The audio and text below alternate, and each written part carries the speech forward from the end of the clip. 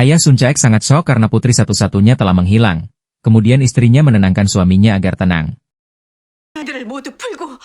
Ibu memerintahkan prajurit istana untuk mencari Sun Caek, begitu pula dengan kakak-kakak Sun Caek yang mencari adiknya di setiap sudut ibu kota. Dengan keributan itu membuat Sugiom keluar dari rumahnya. Dia penasaran dengan apa yang sedang terjadi. Kemudian pelayannya memberitahu bahwa Sun Caek telah menghilang. Pelayan Unai juga memberitahu bahwa Sun Caek menghilang dan semua orang mencarinya. Tapi Unai tidak merespon, dia hanya diam saja. Tentu saja tidak ada yang akan mendengar teriakan Sun Caek, karena dia berada di tengah hutan. Saat pria itu menghantamnya, Sun Caek berhasil menghindarinya. Sun Caek meminta pria itu untuk berhenti karena Yibum akan menangkap pria itu. Tapi pria itu merasa nyawanya sudah ada di tangan orang lain. Pria itu tidak memberitahu siapa yang menyuruhnya. Dia hanya berkata bahwa seseorang sangat ingin Sun Caek lenyap. Dan pada saat itu Sun Caek merasakan ada pisau di belakangnya. Kemudian Sun Caek mengatakan bahwa dia ingin meninggal dengan cara yang indah. Dia tidak ingin mati dengan dipukul menggunakan palu. Sebenarnya Sun Caek seperti itu karena dia berusaha memperlambat pria itu, agar dia memiliki waktu untuk melepas jeratan tali di tangannya. Pria itu sadar bahwa Sun Caek berusaha menipunya. Tapi Sun Caek sudah berhasil melepaskan tali itu, dan dia menusuk kaki pria itu. Sun Caek berusaha melarikan diri dan pria itu mengejarnya. Sugio menanyakan tentang kabar Sun Caek yang menghilang. Karena kehebohan itu, Yigyu juga mendatangi Yibum. Karena tunangannya hilang, Yibum membuat ibu kota menjadi kacau. Kemudian Sugio menyuruh mereka untuk tenang karena itu bukan waktunya mereka bertengkar. Tiba-tiba pelayan Yibum menemukan seorang saksi yang melihat hal yang mencurigakan. Saksi adalah pencari ginseng yang melihat tandu yang tidak dikenal, saat dia menuruni gunung, sekitar sejam yang lalu. Mendengar itu, Yibum pikir mereka pasti tidak terlalu jauh. Sun Caek sangat kelelahan dan dia melihat ada beduk, kemudian dia memukul beduk itu agar ada yang mendengarnya. Dan sepertinya Yibum mendengar suara beduk itu. Tapi pria itu menjadi tahu keberadaan Sun Caek dan dia mendorong Sun Caek. Pria itu mencekik leher Sun Caek dan tiba-tiba Yibum datang. Saat Yibum ingin menghunuskan pedangnya, Sun Caek menyuruh Yibum untuk tidak membunuhnya.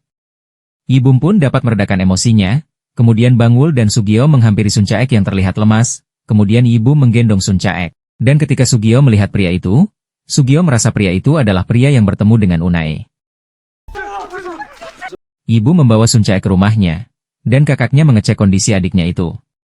Kakaknya merasa Sun Caek hanya shock, tapi dia tidak mendapat luka yang serius. Kemudian ibunya meminta mereka untuk pergi agar putrinya bisa beristirahat. Saat Yibum ingin pulang ke rumahnya, ayah Sun Caek memintanya untuk beristirahat di rumahnya malam ini. Ternyata ayahnya mengajak calon menantunya untuk minum bersamanya. Dia menuangkan anggur ginseng gunung asli untuk Yibum. Ayahnya berterima kasih karena Yibum telah mengembalikan putrinya dengan selamat. Kemudian ayahnya akan mengizinkan Yibum untuk menikahi putrinya, jika Yibum berhasil mengalahkan ayah Sun Caek minum. Dan ayahnya akan berpura-pura kalah kali ini, itu artinya ayahnya memberi restu untuk Yibum agar dapat menikah dengan Sun Caek. Ayahnya meminta maaf atas ucapannya yang dulu. Dia seperti itu karena dia seorang ayah yang sangat sayang kepada putrinya. Dan sekarang dia menyerahkan Sun Caek kepada Yibum, dan meminta Yibum untuk selalu melindunginya. Mendengar itu, Yibum pun akan menjaga Sun Caek sampai mati. Pengawal Yibum memukuli pria itu agar dia mau mengatakan siapa orang yang menyuruhnya. Tapi pria itu tidak menjawab, dia malah meludahi pengawal itu. Yibum tidak bisa tidur. Dia ingat perkataan Yigyu yang mengatakan bahwa ada banyak orang yang ingin melihat darah Yibum. Dan Yigyu mengaku bahwa dialah yang mengirim surat untuk Yibum. Yigyu ingat saat dulu dia diasingkan dari ibu kota, hanya Sun Caek yang menangisi kepergiannya. Sekarang dia sangat marah dan mengambil pedangnya. Yibum masuk ke kamarnya dan melihat mulut Sun Caek yang mengeluarkan darah. Ternyata Yibum hanya bermimpi buruk, dan ketika melihat Sun Caek, Yibum pun memeluknya. Yibum sangat takut kehilangan Sun Caek, dan Yibum merasa itu semua adalah salahnya. Yibum takut musuhnya akan mengejar Sun Caek, dan nasib buruknya akan mengikuti Sun Caek. Mendengar itu, Sun Caek merasa Yibum menjadi lemah, padahal begitu mencintai seseorang, kebahagiaan dan kesedihan dibagi bersama. Dan jika akhirnya mereka berbagi nasib buruk, maka keberuntungan Sun Caek juga akan sampai kepada Yibum. Kemudian Yibum memberitahu bahwa ayahnya telah memberi restu, dan Sun Caek sangat senang mendengar itu. Dan Yibum memakaikan gelang Sun Caek dan Sun Caek akan menjaga gelang itu karena gelang itu membawa keberuntungan. Sebenarnya Sun Caek sangat takut, karena dia telah membaca cerita itu di novel. Tapi dia tidak ingin melihat ibu membunuh banyak orang, bahkan jika itu untuk melindunginya. Orang-orang membicarakan tentang Hwasun, mereka merasa Hwasun akan melakukan apapun untuk menjatuhkan Sun Caek, karena dia menyukai Pangeran Yibum. Hwasun bingung kenapa orang-orang berpikir bahwa dialah yang menculik Sun Caek, padahal dia tidak melakukan itu. Bahkan ayahnya juga merasa putrinya yang menculik Sun Caek. Dan walaupun Hwasun sudah menjelaskan bahwa bukan dia yang menculik Sun Caek, ayahnya tetap meminta Hwasun untuk berdiam diri di kuil sampai keadaan tenang. Sugyeom menemui Unae di rumahnya. Dia membahas tentang penculikan Sun Caek. Tetapi Unae merasa khawatir dengan keadaan Sun Caek. Dia penasaran apakah penculiknya sudah ditangkap. Sugyeom pun menjelaskan bahwa penculiknya sudah ditangkap, dan Yibum sedang mencari tahu siapa dalang di baliknya. Mereka mencurigai seseorang, tapi belum menangkap pelaku yang sebenarnya. Mendengar itu, Unae berharap Yibum dapat menangkap pelakunya, dan Sugyeom agak bingung ketika mendengar itu, karena Unae tidak menunjukkan ketakutan dalam dirinya. Unae malah berencana akan mengajak Sun Caek untuk minum bersama agar dapat menghiburnya. Unae menyiapkan teh dan camilan untuk Sugyeom dan dia juga akan menyiapkan untuk Sun Caek. Melihat ketulusan Unae, Sugyeom jadi merasa bersalah karena telah mencurigai Unae. Sugyeom melihat ada kertas yang terselip di bawah meja dan dia kaget ketika melihat kertas itu. Ibu masih penasaran sebenarnya siapa yang berusaha meniru tulisan tangannya. Ibu pikir orang itu sepertinya dekat dengannya. Tapi itu bukan kertas biasa. Kertas itu dibuat melalui dehidrasi dan dicampur dengan bahan lain. Jadi Yibum perlu mencari tahu di mana kertas itu disebarkan. Unae bingung kenapa Sugyeom tiba-tiba pergi tanpa pamit. Di rumah Sun Caek, para pelayan Sun Caek sangat mengkhawatirkan kondisi Sun Caek yang baru saja ditimpa kemalangan. Tabi pun memeriksa kesehatan Sun Caek dengan didampingi oleh ibunya. Kemudian Unae mengunjungi Sun Caek dengan membawa camilan. Dia sangat khawatir dengan kondisi Sun Caek. Unae sampai tidak bisa tidur karena memikirkan Sun Caek. Mendengar itu Sun Caek berterima kasih karena Unae mengkhawatirkannya. Kemudian Unae menyuruh Bangul untuk menyeduh teh yang dia bawa. Dia juga membawakan salep untuk mengobati lengan Sun Caek. Kemudian Unae bertanya tentang pelaku yang menculik Sun Caek, dan Sun Caek menjelaskan bahwa Yibum sudah menangkapnya dan dia belum tahu siapa dalang di balik itu. Unae pun membahas tentang rumor yang beredar bahwa Hwasun yang melakukan itu. Tapi Sun Caek tidak mau memusingkan itu, karena ada Yibum yang selalu melindunginya. Yibum mendatangi tempat pembuatan kertas itu, dan mereka menjelaskan bahwa kertas khusus itu dikirim ke Cina sebagai upeti tahun lalu, dan sejak itu mereka tidak memproduksinya lagi. Dan orang yang memiliki toko terbesar di Hanyang juga mencari kertas itu, namanya adalah toko merchandise Cho. Orang itu dulunya bekerja di tempat itu, dan membeli banyak kertas khusus itu. Raja memanggil Yibum, karena semalam Yibum mengerahkan pasukan istana untuk mencari tunangannya. Sepertinya Yibum bertindak seenaknya, karena Raja sebenarnya tidak mengizinkan Yibum untuk memakai pasukan istana demi kepentingan pribadi. Apakah Yibum merasa dirinya adalah seorang raja? Mendengar itu Yibum meminta maaf karena dia tidak pernah berpikir seperti itu. Dan Yibum akan menerima hukuman apapun dari Raja, kemudian Raja memberikan daftar targetnya kepada Yibum. Jika kesetiaan Yibum tidak berubah, maka buktikanlah. Ada seseorang yang dengan sengaja membuka penjara pria yang menculik Sun Caek. Mengetahui pintu yang terbuka, pria itu keluar dan kembali di hutan, tempat dia menyekap Sun Caek. Di tempat itu sudah ada Unae yang menunggu, dan dia menjelaskan bahwa dia tidak mengatakan apapun kepada Yibum, jadi rahasia Unae tetap tertutup rapat. Kemudian Unae memberikan uang kepada pria itu, tapi dia tidak membutuhkan banyak uang.